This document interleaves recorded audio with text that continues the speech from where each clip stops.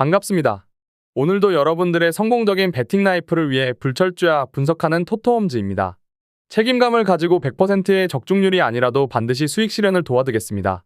널려있는 뻔한 자료는 빠르게 넘기고 포인트만 집어 이 영상 하나로 여러분의 판단이 설 수 있게 하겠습니다.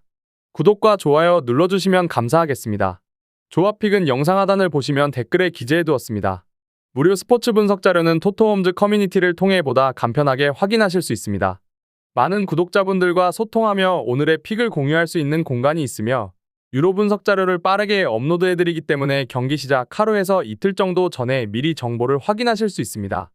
또 커뮤니티 이벤트 게시판에서 매일 5,000원을 구독자 여러분들께 드리고 있으니 이벤트도 참여하셔서 기프티콘을 받아가시면 좋겠습니다. 이어서 분석 시작하도록 하겠습니다. 첫 번째 경기는 삿포로와 우라와입니다. 삿포로는 우라와의 블록에 막히면서 삿포로가 우라와를 상대로 아주 밀리지는 않지만 그렇다고 우라와를 확실하게 공략하는 편은 아니었습니다. 다만 득점력에서는 확연히 앞서는 편이고 우라와의 수비가 최근에는 크게 휘청이고 있는 상태입니다. 삿포로도 3백의 안정감보다는 매우 호전적인 운영 때문에 골을 허용할 가능성이 높다고 하더라도 화력을 제압하는 것을 노려볼 수 있습니다. 우라와는 지난 우한과의 경기에서도 실점이 나오는 등 이겼음에도 수비가 안정화가 될 기미가 보이지 않아 아주 찝찝한 상황입니다. 특히 주중 경기와 주말 경기가 모두 원정이라서 체력적인 부분에서 어려움이 있을 수 있습니다.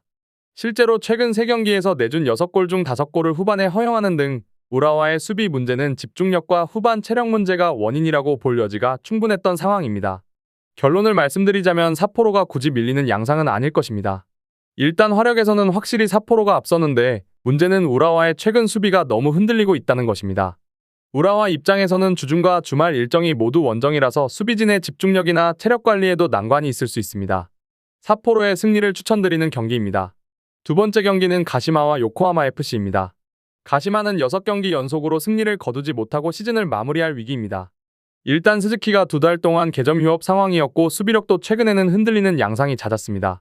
물론 이제는 스즈키에게 자유도를 꽤 줄 수 있는 상황이고 화력을 중시하면서 전진해도 요코하마 FC의 득점력이 무서운 상황은 아닙니다. 경기력은 어느 정도 개선이 될지도 모르겠습니다. 요코하마 FC는 가시와가 지고 이 경기를 이기면 승점이 동률입니다. 하지만 골 득실 차이가 12점이라서 사실상 가능은 하다 수준입니다. 그나마 마지막 희망을 걸고 돌격하게 될 수 있는데 올 시즌 최다 득점자가 3골이라서 그다지 무서운 상황은 아닙니다. 오히려 라인을 어중간하게 올리면서 실점 억제 능력도 리그 16위 수준이라서 밸런스가 깨지는 양상으로 갈 수도 있습니다. 결론을 말씀드리자면 가시마가 승리를 기록할 듯 싶어 보입니다. 물론 주포 역할을 해주어야 할 스즈키의 최근 폼이 좋지 못하다는 점을 감안해야 하나 일단 요코하마 FC가 마지막 희망을 위해 올라가는 선택이 최종적으로는 밸런스 붕괴로 이어질 수 있다는 점을 감안해야 할 듯 싶습니다. 가시마의 승리를 추천드리는 경기입니다. 세 번째 경기는 쇼난과 FC 도쿄입니다. 쇼난은 최근 5경기에서 4승 1무를 기록하면서 극적으로 잔류를 확정지을 수 있었습니다. 일단 도쿄를 상대로는 늘 상성에서 앞서는 모습을 보여주었다는 점이 이점입니다. 기동력을 활용해서 역습으로 도쿄에게 철퇴를 날리는 모습이었는데 최근 4경기로 범위를 좁힌다면 도쿄를 상대로 3승 1무를 기록하고 있고 매 경기에서 멀티 골을 넣은 바 있었습니다. 도쿄는 의욕이 없어 보입니다.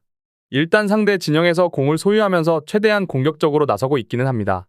다만 결정적인 찬스를 만들지 못하면서 최근 4경기에서는 2골을 넣고 있는 상태입니다. 앞서 언급했듯이 쇼난의 역습에 깨지는 경우가 잦아지고 있는데 점유율을 살려서 최대한 전진하려는 것이 쇼난에게 공간을 많이 주는 양상으로 이어지는 듯 싶습니다. 결론을 말씀드리자면 쇼난이 기세를 이어갈 수도 있다고 봅니다. 일단 도쿄를 상대로 전진을 유도하고 역습으로 골을 넣는 식의 운영이 최근 상당히 잘 터지고 있는 상황입니다. 도쿄가 점유율을 높이는 운영을 하고 있지만 의욕이 떨어진 듯 결정적인 기회를 만드는 것을 어려워하고 있는 기색도 있습니다.